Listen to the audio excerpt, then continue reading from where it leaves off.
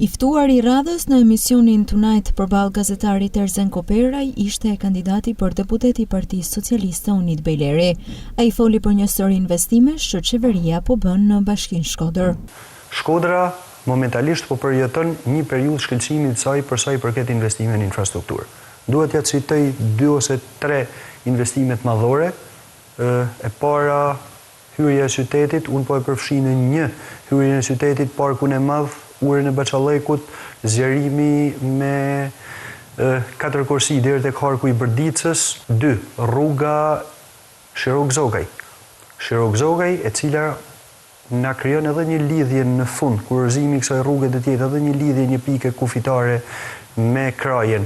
Pra, me malin e Zi, edhe pse me malin e Zi lidhim 2 zona shqipfolse, vazhdojmë tjetër rruga e Komanit.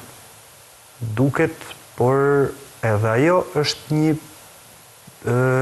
katalizator shumë I fuqishëm I turizmit për komplet zonën tonë të Veriut.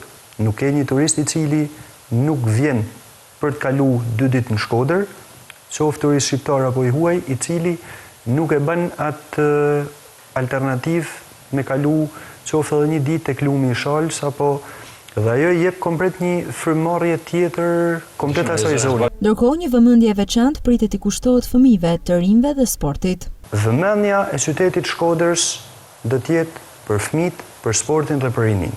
Shkodra pritet të ketë disa investime shumë të rëndësishme për sa I përket jetueshmërisë të mirë dhe edukimit të mirë sportiv të fëmijëve.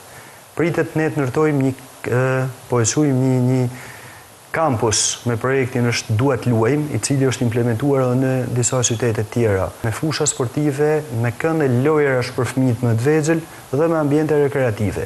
Sa I takon pritshmërive nga zgjedhjet e 11 majit, kandidati Bejleri tregon se Partia Socialiste shkon në parlament me 5 deputet në qarkun Shkodër.